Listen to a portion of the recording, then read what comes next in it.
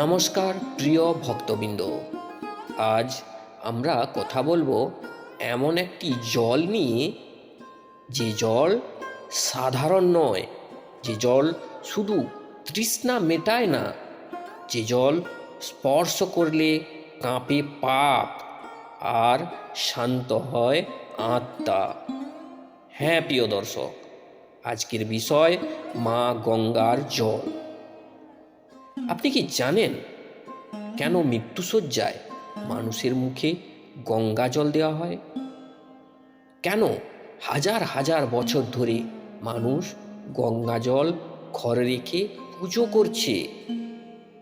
আবার অনেকে সেই গঙ্গা জলে স্নান করে নিজের পাপ মুক্ত করছে। ঘরে গঙ্গা জল রাখার পর অশান্তি বেড়ে গেছে, এটাও কি সত্যি? হ্যাঁ, এটাও সত্যি হতে পারে, যদি সেটা আপনি নিয়ম না মেনে চলেন। গঙ্গা জল ঘরে রাখলে সত্যিই কি হয়? এটা কি শুধু পাপ নাশ হয়, নাকি ভুল নিয়মে রাখলে বিপদ ডেকে আনতে পারে? শাস্ত্র বলে এক কথা, বিজ্ঞান বলে আরেক কথা, আর বাস্তব জীবনের অভিজ্ঞতা বলে আরও এক গভীর সত্য। মা গঙ্গা হলেন ভগবান শিবের জটা থেকে নেমে আসা শক্তি, ভগীরথের তপস্যার ফল এবং কোটি কোটি মানুষের বিশ্বাসের কেন্দ্রবিন্দু। প্রিয় দর্শক, সব পবিত্র বস্তুই যেমন আশীর্বাদ দেয়, ঠিক তেমনি অবহেলা করলে তার ফল ভোগ করতে হয়। এই ভিডিওতে আমরা জানব গঙ্গা কেন কখনো নষ্ট হয় না, অর্থাৎ গঙ্গা জল বহু বছর রেখে দিলে সে জল দুর্গন্ধ কিংবা নষ্ট হয় না কেন? ঘরে গঙ্গা জল রাখলে কী ধরনের শক্তি কাজ করে, কোন ভুলগুলো আমরা অজান্তেই করে ফেলি, আর শেষে জানব গঙ্গা জল রাখার সঠিক শাস্ত্রীয় নিয়ম। এই ভিডিওটি শেষ পর্যন্ত দেখবেন, কারণ শেষ অংশে এমন কিছু কথা আছে যা জানার পর আপনি আর কখনো গঙ্গা জলকে সাধারণ চোখে দেখবেন না। চলুন তাহলে মা গঙ্গার মহিমায় ডুব দিয়ে শুরু করি আজকের এই আলোচনা। জয় মা গঙ্গে। পুরাণে বলা হয়েছে, ভগীরথের তপস্যায় স্বর্গ থেকে মর্তে নেমেছিলেন মা গঙ্গা। ভগবান শিব তার জটা দিয়ে গঙ্গার প্রবল ধারা ধারণ করেন। স্কন্দ পুরাণ ও পদ্ম পুরাণ অনুযায়ী গঙ্গা স্পর্শে পাপ নাশ হয়, স্মরণে মুক্তি লাভ হয়। এই কারণেই পূজা, শ্রাদ্ধ, যে কোনো শুভ কাজ, মৃত্যুকালে মুখে জল দেওয়া, সব ক্ষেত্রেই গঙ্গার ব্যবহার অপরিহার্য। শাস্ত্র মতে ঘরে গঙ্গা জল রাখলে নেতিবাচক শক্তি দূর হয়, ঘরের পরিবেশ পবিত্র থাকে, মানসিক অশান্তি কমে, পুজোয় আলাদা শক্তি আনে, রোগ ব্যাধির প্রভাব হ্রাস পায়।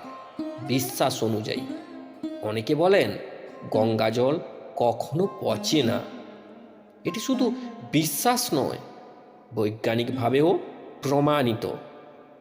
বিজ্ঞান বলে, বিজ্ঞানীরা গঙ্গা জলে পেয়েছেন এক বিশেষ ব্যাকটেরিয়া যা ক্ষতিকর জীবাণুকে ধ্বংস করে ফেলে।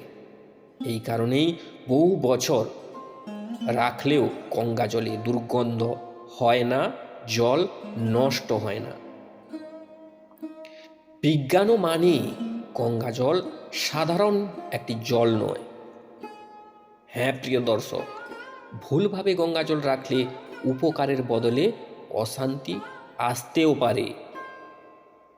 যে ভুলগুলি একদমই করবেন না: নোংরা বোতলে রাখবেন না গঙ্গা জল, বাথরুমের পাশে কিংবা ছাদের উপর কিংবা বাথরুমের আশেপাশে রাখবেন না, পায়ের কাছে বা মাটিতে একদমই রাখা যাবে না।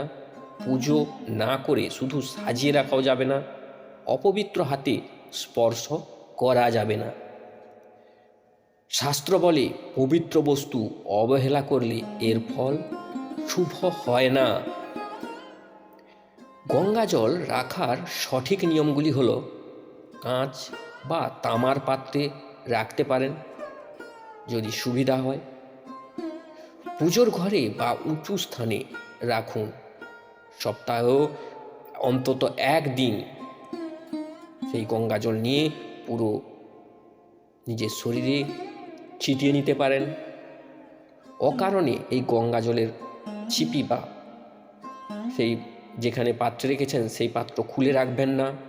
ব্যবহার করার আগে মনে মনে গঙ্গে চ যমুনে চৈব গোদাবরী সরস্বতী নর্মদে সিন্ধু কাবেরী জলেস্মিন সন্ধিনীং কুরু এই মন্ত্রটি স্মরণ করতে পারেন। আর সম্ভব হলে যেটা বললাম, প্রতিদিন সকালে 1 ফোঁটা কমসে কম জল নিজের মাথায় স্পর্শ করাতে পারেন। অনেক ভক্ত বলেন ঘরে গঙ্গা জল রাখার পর অশান্তি কমেছে, খারাপ স্বপ্ন দেখা বন্ধ হয়েছে, মন অকারণে শান্ত লাগে। এগুলো অলৌকিক না বিশ্বাস সেটা আপনারাই অনুভব করে বলে দেবেন। গঙ্গা জল শুধু বোতলের একটি জল নয়, এ হলো মা গঙ্গার কৃপা। শ্রদ্ধা নিয়ে রাখলে তিনি আশীর্বাদ দেন, অবহেলা করলে তিনি শিক্ষা দেন।